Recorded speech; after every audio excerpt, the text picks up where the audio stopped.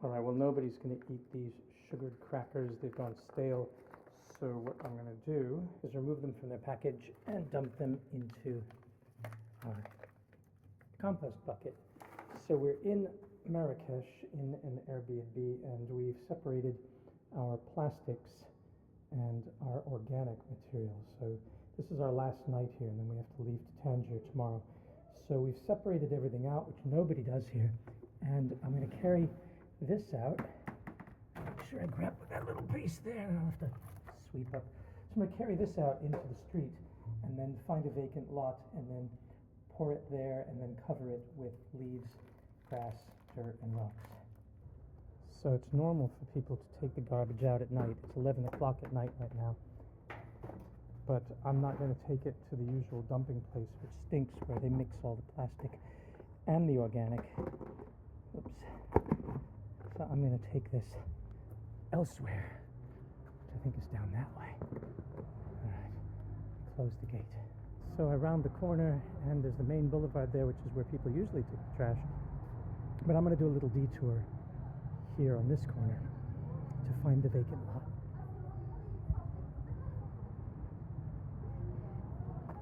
Imagine how much more greenery there would be in this city if people composted. And there's garbage everywhere, but for some reason people don't take composting seriously, so they have really poor soil.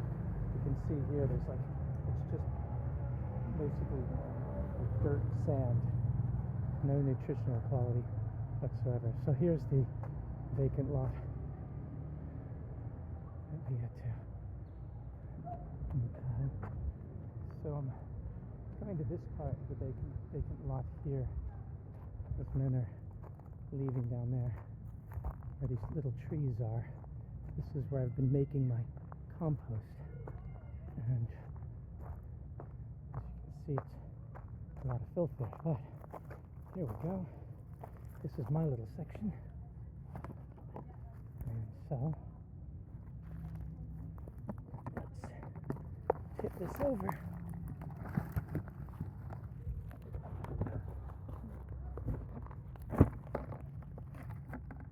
And then we'll set about covering that up.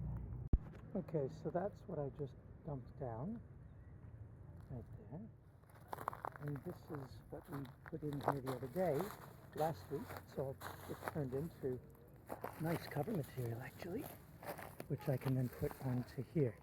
So last week's compost has degraded, and I can move it onto here for the carbon. But look at the beautiful black soil. Just look at that. That, with that beautiful little bug there, that, smelling nice, smelling really good, smelling like really good soil. That's what we're making when we bring our garbage out here. And so I just cover that up, and that's what that's going to turn into within a few days as well. So let's just gather some of the cover material that we made. There we go. Doesn't attract anything. And we have the beginning of soil creation here and here. That was the first week, that was the second week, and there's the third week right there. So it's really worth it to come out at night in the city and, make sure you're not contributing to the metabolic rift. That's the idea here. Now I'll go take out the clean plastic and glass and put that in the municipal recycling area, such as it is. Okay.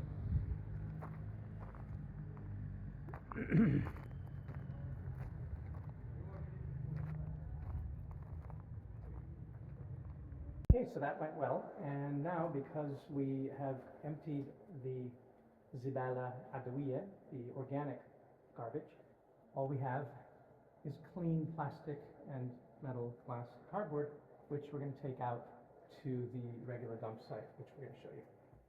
Also, now another trip, but instead of going to the vacant lot, which I was just at with the organic material, I will go to the main street where everybody dumps all their garbage. But what's nice is this has been sitting in the apartment for over a week and a half. And of course it doesn't smell, and why would it? Because it's clean. And the compost, the organic material, Well, that had leaves and grass in the garbage can with it, and so it was able to sit there for a week and a half, and only down at the bottom where there was a bit of anaerobia did it smell at all, but the surface of it didn't, so it didn't release any foul odors. And we never put plastic glass liners into the garbage can where the organics go. That is something that is forbidden in big recycling, and it's certainly forbidden when you're doing organic material. You never want to put plastic bags as liners. You use a rigid plastic container. So we put leaves and grass in the garbage can without any plastic liner, and then just carried that bucket out to the vacant lot and dumped it onto the ground, and then covered it with more leaves and grass, and it turns into a very nice soil. So that's the way that you do it properly, and then you can avoid all of these foul odors and these situations of environment. So let's say walk of a couple blocks to get to the dumping thing, but again, it's pleasant because nothing here smells. So when I was carrying out the bucket of organics to the vacant lot, that didn't smell, and it had been sitting in the hot apartment, as I said, for about a week and a half, and now taking out everything else doesn't smell, so it's just a pleasant evening walk. Where it's going to get unpleasant is when we actually get to the garbage cans. They're going to smell horribly because everybody here mixes, as I'm sure many of you do, mixes their organic and their inorganic material. So let's just pause for a second, and then we'll pick up at the garbage can. Okay, we're almost there, and now we'll begin to sense the stench, the foul odors, but here's where everything goes. At least we haven't contributed anything noxious to the situation. So I'll back away from the horrible smells from others that didn't do it. It really is disappointing. I mean, look here. This is one of the great offenders right there. Mixed along with all this. Oh, I can't even stand there. All these. That's disgusting. I know that cat over there kind of appreciates it, but that cat would have a much more dignified life if that cat was not subject to all the diseases that come from festering anaerobia in a mix of organic material and plastic and other materials. So that's the routine. I'm longing for a day when you can proudly take out your consumption residuals and not experience any visceral disgust at all. And the ick factor is gone, because just as we saw in France in the Airbnb when we started this trip in Toulouse, in an immigrant neighborhood, mostly Arab and African, beautiful garden in the apartment complex, and we took our organics out. There were nice signs over in the garden, and you lifted the bin, you threw your organics in, rigid containers, no plastic bags, and then the other recyclables went into the recycling containers. And so France has got it going on, as does San Francisco and a number of locations around the world. But it hasn't yet penetrated South Florida, it hasn't penetrated Marrakech, it hasn't penetrated many parts of the world where it really should. And as you can see here, there's no soil, and that's why it has low water retention. The grass is going to die, the trees are going to die. Imagine how much cities could save if they had all the organics going into compost areas all along the city streets, how the moisture would be retained, the soil would grow, there'd be better landscaping, there'd be more urban wildlife. We could really get into rewilding. So, of course, you may be bored with me doing this, but this is my routine, and as this is our last night in Marrakech, I'm proud that I've gotten through a month here without contributing to that ick, to that disgusting situation. I'm glad and proud that we have helped to close the metabolic loop, and I'll say goodnight. And you can see the man just behind me carrying his big bag of garbage to that same location. This always happens around midnight. This is the around midnight sort of thing here. And people, and there's another man carrying his garbage as well. So there goes. So wherever you go, people around midnight are gathering. But the thing is, they don't talk about it.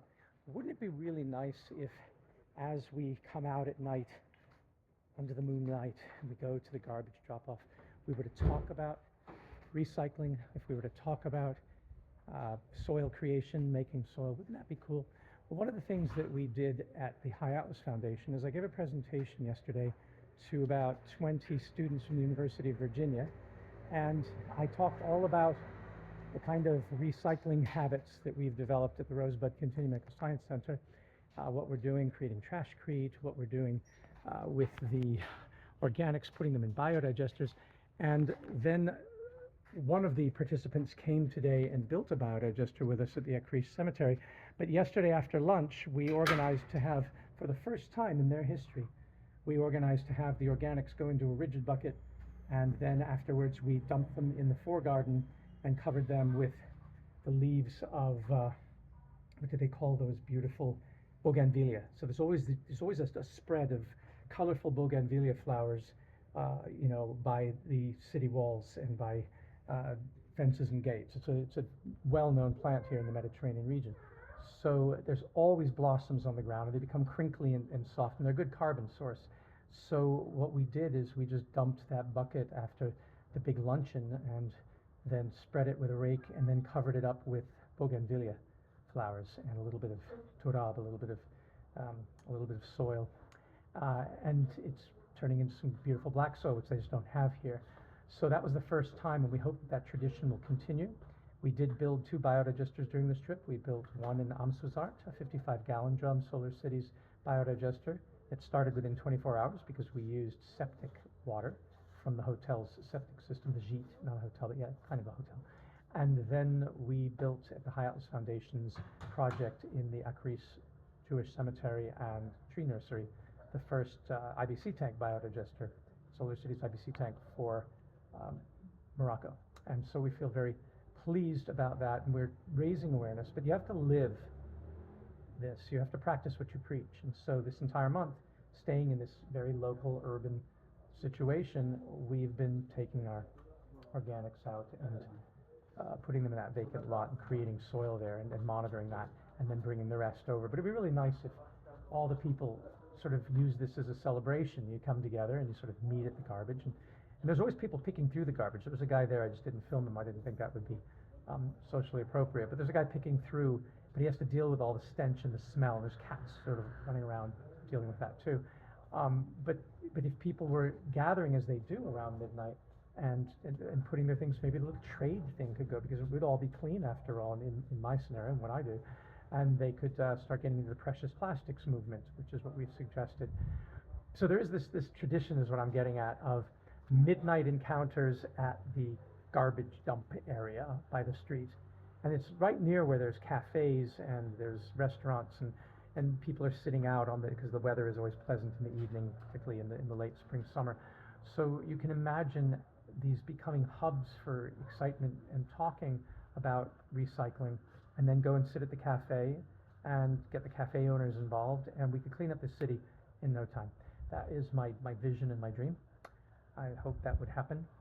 But thanks if this resonated with you in any way. I'd love to hear how you are dealing with organic residuals, your consumption residuals, particularly if you are traveling and staying in Airbnbs or staying in urban areas and apartments in congested cities. What do you do with your organic material that people call garbage? What do you do with it? Please let us know in the comments, because we'd love to get a sense of, are there other people doing this crazy thing that we're doing, which shouldn't be crazy, of taking it all and finding places in the city to elicit composting, sort of guerrilla composting. Is that going on? Let us know. Thanks.